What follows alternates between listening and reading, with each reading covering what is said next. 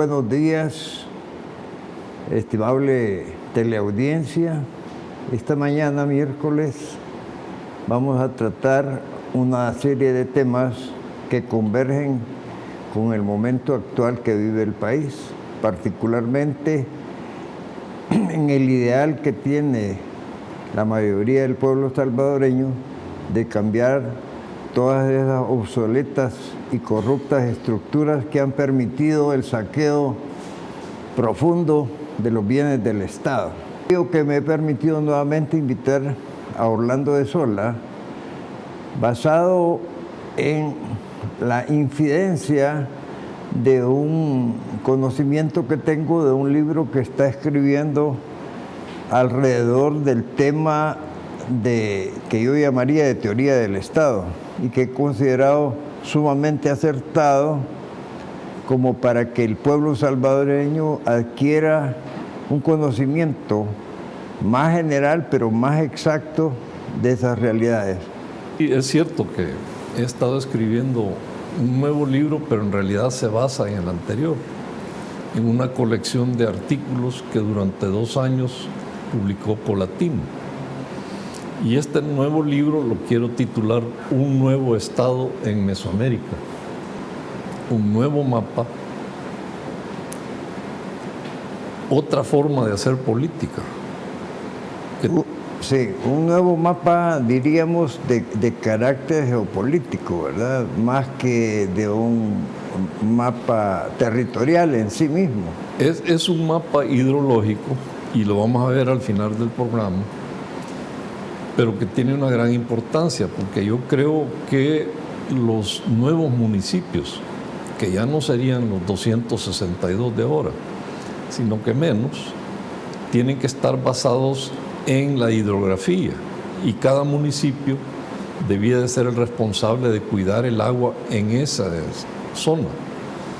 Por supuesto que hay que hacer un nuevo censo para actualizar la población de El Salvador y dónde se ubica en el territorio.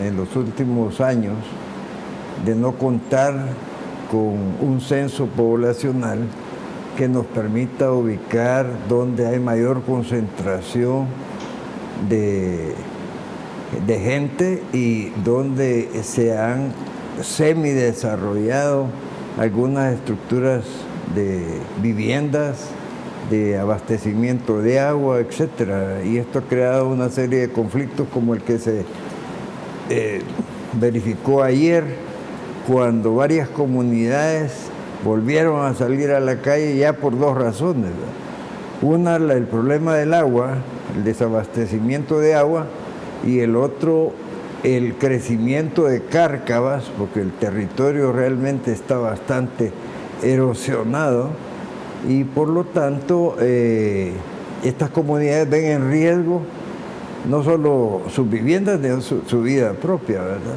Ayer hubo un bloqueo catastrófico para el transporte y un daño para la economía y los intereses del individuo, que lamentablemente aquí se ha tomado el método de perjudicar a un tercero que no tiene nada que ver para que reaccione la autoridad correspondiente.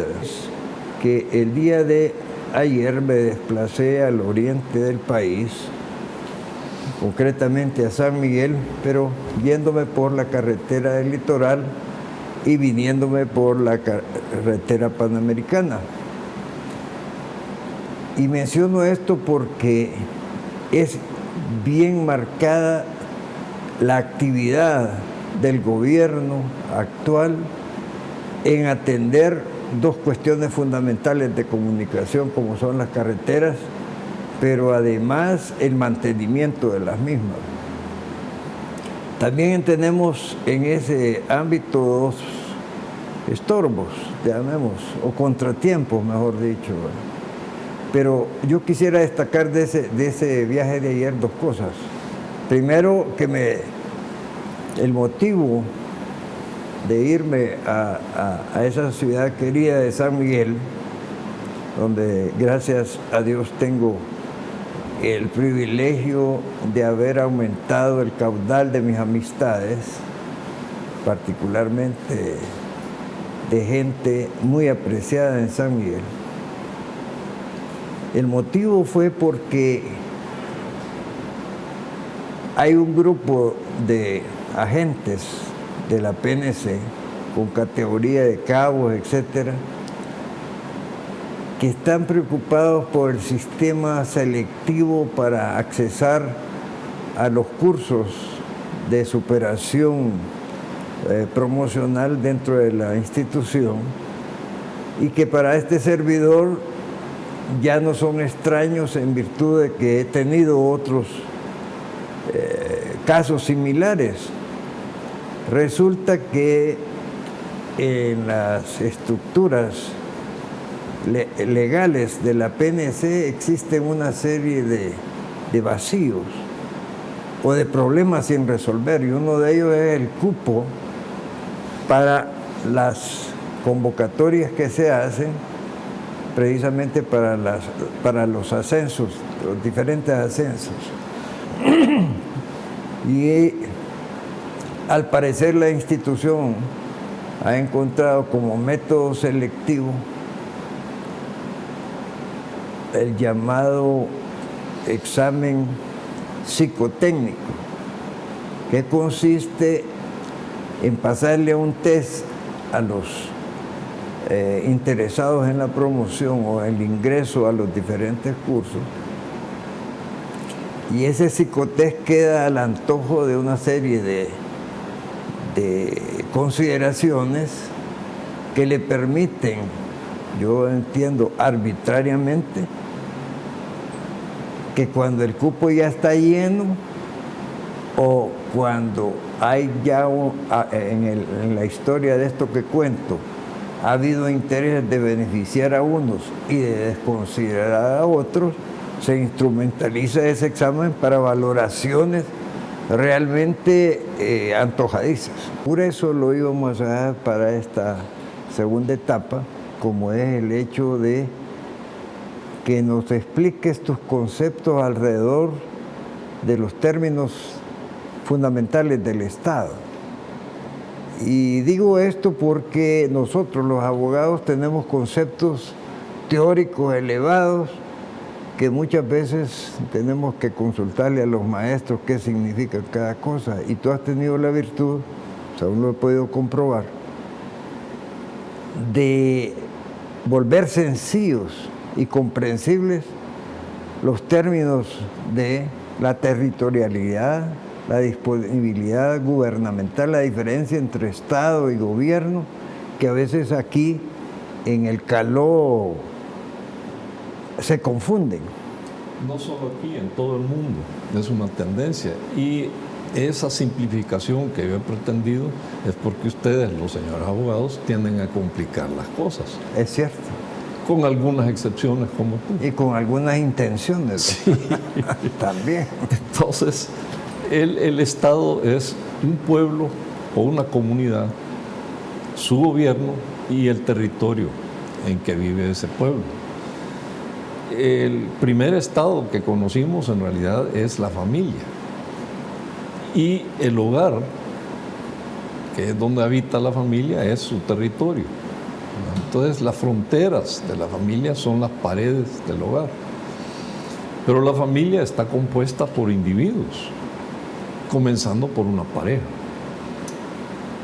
Y la pareja compuesta por individuos también tiene frontera, que es la piel. La piel es la primer frontera que tiene el individuo, que es la que nos separa de otros individuos, por muy cerca que estén.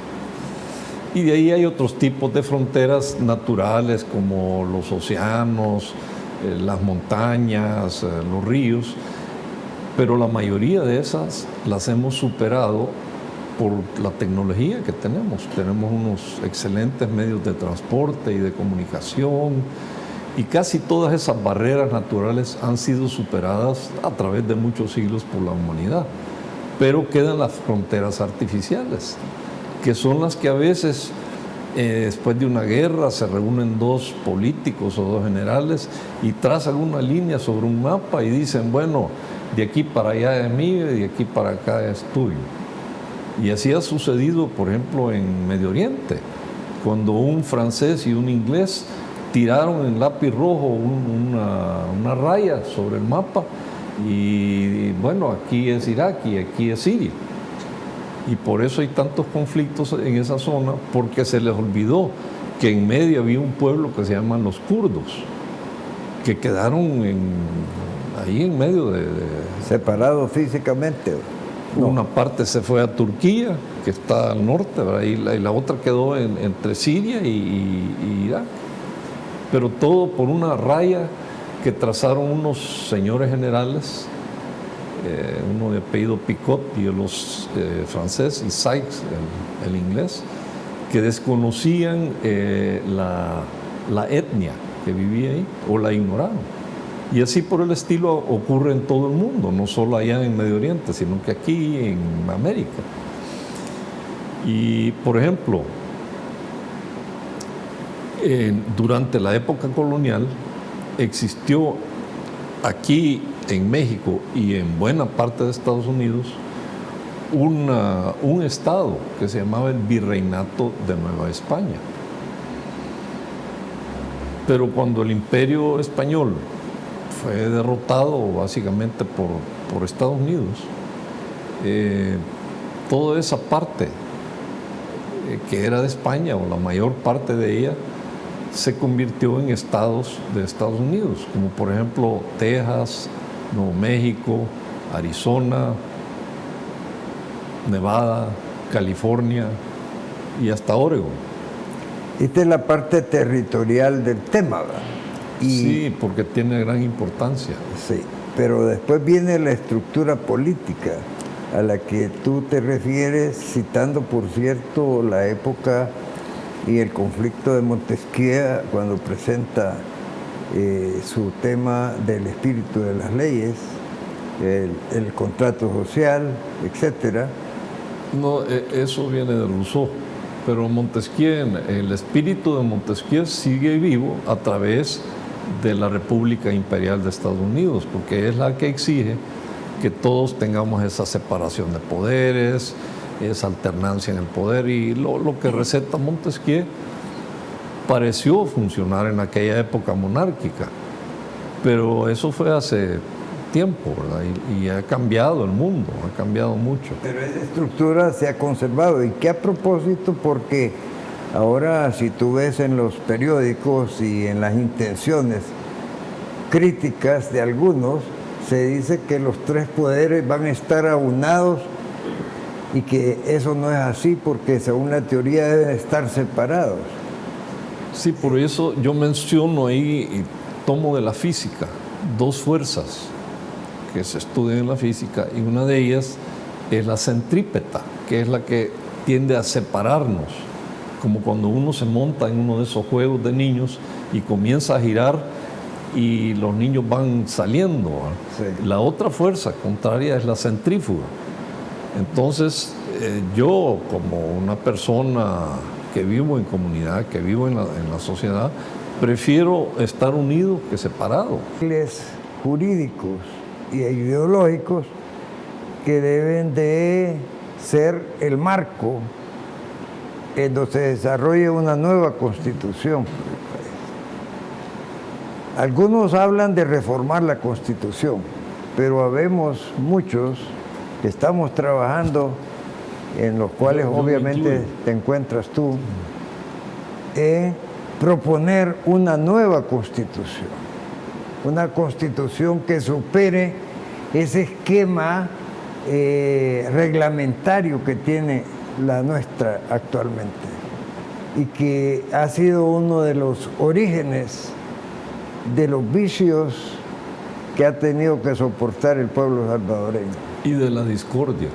Y de la discordia, claro, y además de todo ese comportamiento mafioso de la política nacional, en el sentido de que hay un toma y daca según sean las proporciones de los partidos que habían llegado y que ahora han sido realmente marginados por un partido que ha asumido el poder de todo el colectivo del país, ¿verdad? Y que por lo tanto tiene el derecho y la obligación, sobre todo, de dejarle a las nuevas generaciones, hasta que venga otra nueva que también implique adecuar sus costumbres, sus ideales y sus circunstancias a marcos jurídicos que no pueden estar basados en el Código de Napoleón, ¿verdad?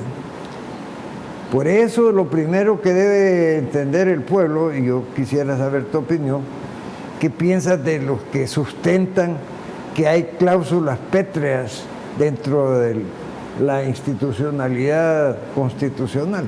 Eso ha sido la costumbre durante 4 o 5 décadas. Pétreas es piedra. Y en la antigüedad el castigo de los blasfemos y de las adúlteras era apedrearlos, o sea, lapidarlos. Y hago referencia a esto porque la gente que se aferra a lo que dicen que es inamovible, que se limita a la forma de gobierno y el sistema político, porque así dice ese famoso artículo 248 de la Constitución del 83, que es lo único que no se puede tocar, ni la alternabilidad ni el territorio, pero el territorio ya lo tocaron pues varias veces. Entonces ese artículo no sirve de nada porque ya fue violado y sigue siendo violado. Entonces quienes se aferran a eso creo que andan perdidos, porque precisamente lo que hay que cambiar es la forma de gobierno y el sistema político, que es lo que ellos no quieren cambiar.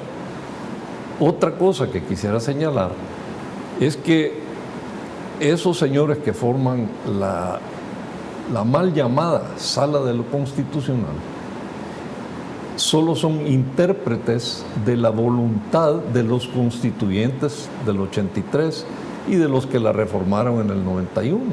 Pero ellos no interpretan la voluntad popular, interpretan solo la voluntad de aquellos 60 mal llamados diputados constituyentes cuya cabeza era Dabuizón.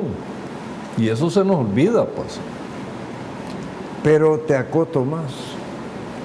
Ya no solo se quedaron obedientes a esos constituyentes. Aquella voluntad marchita, no, difunta.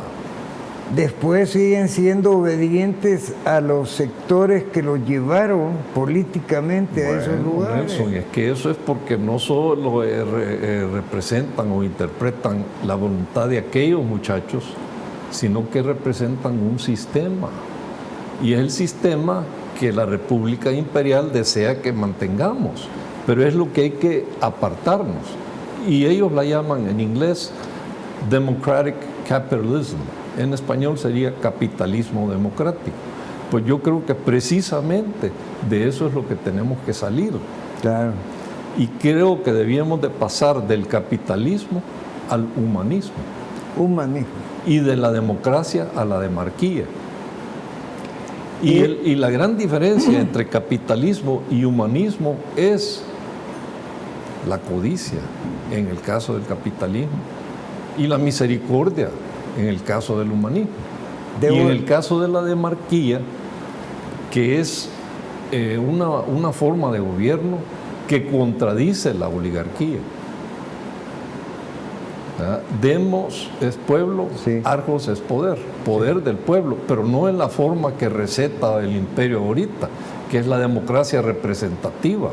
Y ahí está el problema que tenemos, es en la representación, no es en el demos, es en nuestros representantes. Los conceptos filosóficos... que además estos representantes eligen a los intérpretes de la Constitución que no quieren cambiar. Pues sí. Son los mismos. Fíjate que en lo referente al humanismo y al desarrollo del bien común, son los dos pilares fundamentales de la democracia cristiana. A la democracia cristiana que precisamente el imperio la utilizó para imponer algunas reformitas que según ellos iban a detener el comunismo. Sí. Y que no lo hicieron porque al revés adelantaron las banderas del comunismo. Además de eso, en esa época yo y muchos en mi casta social pensábamos que el enemigo era el comunismo. Estábamos en la Guerra Fría, el diablo era el comunismo. Sí. Pero no nos dábamos cuenta que el enemigo es el mercantilismo, no es el comunismo. Sí. Y eso es lo que sigue y lo que quieren mantener todavía los señores que están ya en los últimos momentos para salir de su mandato, ¿verdad? Pero es que el mercantilismo era más simpático a los intereses, ¿verdad? Más homogéneos. Es que, mira, mercantilismo y oligarquía van de la mano De la siempre. mano, pues sí. Y así ha sido no solo en El Salvador, No. en todo el mundo. Y yo hasta hace poco pensaba que en Estados Unidos no. Pero también allá hay oligarquía y hay mercantilismo, que no hay que confundirlo con mercado. Y a Porque nivel mundial, mercantilismo es degeneración del mercado. Mercantilismo quiere decir monopolios, oligopolios, favores, ventajas, privilegios para unos pocos y miseria para el resto. Eso es el mercantilismo. Entonces el problema, el comunismo no era lo que hicieron los soviets durante 70 años allá en Rusia. El verdadero comunismo es la comunidad. Aquí, desafortunadamente, se ha malinterpretado comunidad como tugurio, pero no es así. Platón no escribió la república. República es un término latino y él escribía en griego. Y el libro originalmente se llamaba Comunitas. El señor Duarte, que fue presidente acá una vez de manera golpista y otra vez de manera electa, él escribió un librito en Chile que se llamaba Comunitarismo para un mundo más humano. Imagínate que yo, por cierto, lo adversé en el momento, me cayó re mal y lo perdí.